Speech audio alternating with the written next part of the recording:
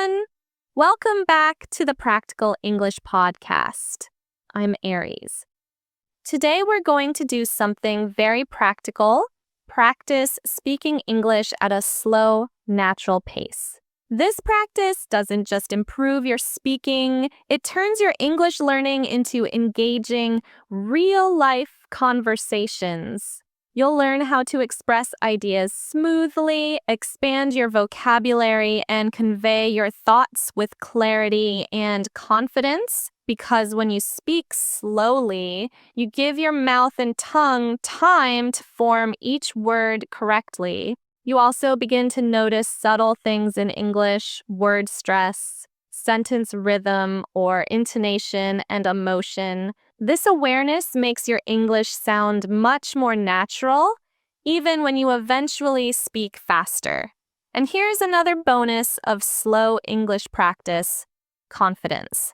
When you slow down, you're in control of your speech. Think about it. If you rush, you might panic, forget words, or stumble. But when you speak slowly, you can breathe, stay calm, and express your ideas more clearly. Now, friends, I'd like to share something personal with you, my own home. I'll describe it slowly so you can listen and also practice how you might describe your own. I want to take you on a little tour of my home. I live in a beautiful countryside area surrounded by green fields, tall trees, and the gentle sounds of nature. The air here is fresh and clean, far away from the noise and hustle of the city. My house is situated in a quiet village, but it's not too far from the nearest town. This is very convenient because I can reach the local markets, small shops, and restaurants within 10 minutes. Yet I still enjoy the peace and calm of rural life. My house itself is quite spacious and has a classic, timeless style. From the outside, you will notice its cream-colored walls, which give it a warm and welcoming feel. The roof is made of traditional clay tiles, and climbing ivy grows gently along one side of the house, adding a touch of natural beauty. I have always loved homes with character, so we kept many of the original features while adding modern touches for comfort. As you step inside, you enter the living room. This is one of my favorite spaces in the house because it is large, bright, and very inviting. The walls are painted a soft, warm cream, which complements the rich, dark wood furniture. We have a combination of antique pieces and modern accents. There is a large, comfortable sofa in the center of the room, perfect for reading or spending time with family.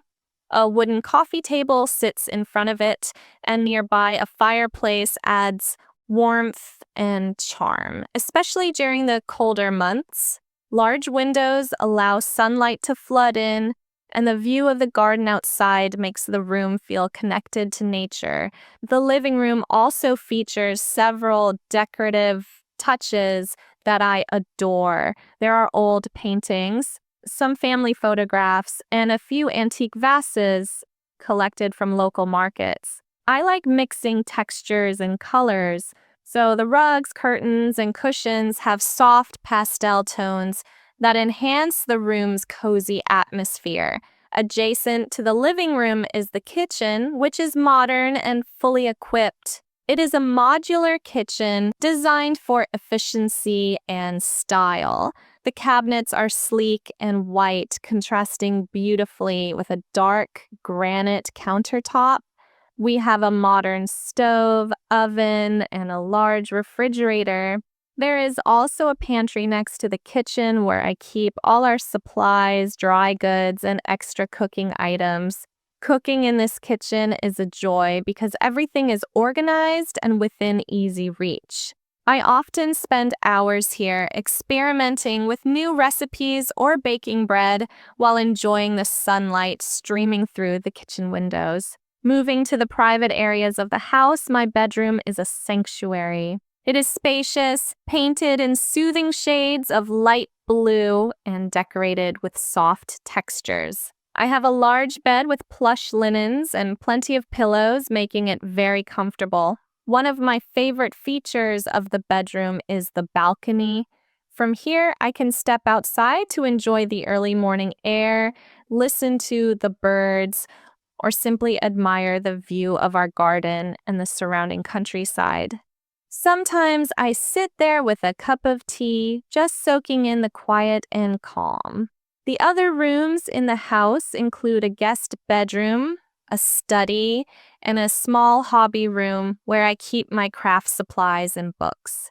Each room has been decorated thoughtfully, combining both comfort and elegance. I like to include natural elements like wooden furniture, woven baskets, and fresh flowers, which make every room feel alive and welcoming.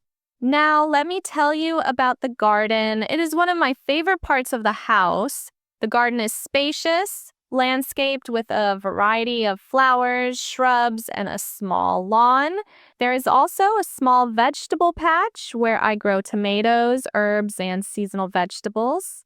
The garden has winding stone paths that lead to quiet corners where I can read or relax. There is even a small fountain that adds a soothing sound of running water, creating a serene atmosphere.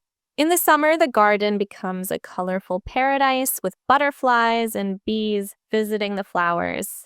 We also have a garage attached to the house, which is large enough for our car and a few bicycles. It is practical, but we have decorated it with small potted plants and storage cabinets to keep it organized. Outside, there is enough space to park another car or even host small outdoor gatherings. One of the best things about living here is the balance between peace and accessibility.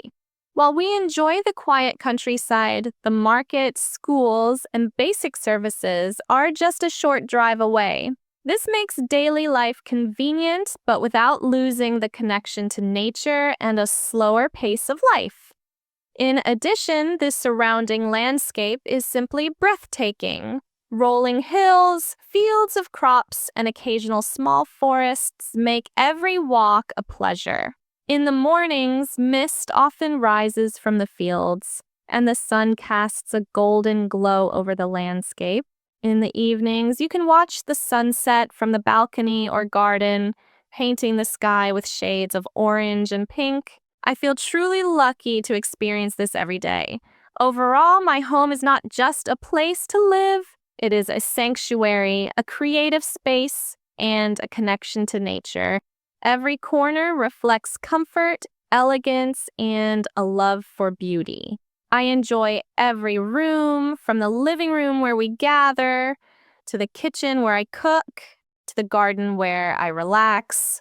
Living here in the countryside allows me to experience life at a slower, more thoughtful pace while still being connected to the essentials of daily living. This is my home. It is warm, welcoming, and full of character. I hope you enjoyed this little tour and maybe even felt a bit of the peace and charm that I experience here every day. Now, it's time for you to share. I hope that by sharing the details of my home, you got some ideas about how to describe your own place in English. You don't need to rush. Take your time and speak slowly just like we do here. Try to think about your home. Where is it located? How does it look inside? What colors and furniture do you have? Do you have a garden, a balcony, or a special corner you love? You can describe every little detail. You can write about it in the comments below. Share a few sentences or even a paragraph, whatever you feel comfortable with. This is a great way to practice English writing, and it can help you organize your thoughts for speaking too. Or if you prefer speaking, try describing your home aloud. Take it one step at a time. Start with the rooms, then move to furniture, decorations, and finally the surroundings. Speak slowly, clearly, and enjoy the process. By doing this regularly, you'll notice that your vocabulary grows, your sentences become more natural, and talking about everyday things in English will feel much easier.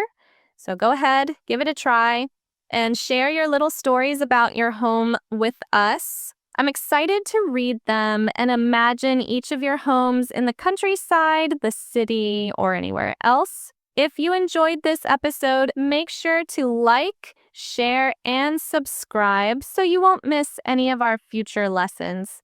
Every time you support us, it helps us create more practical English podcasts just for you. Thank you so much for joining me today. Keep practicing, take your time speaking slowly, and have fun describing your home in English. I can't wait to see you in the next episode.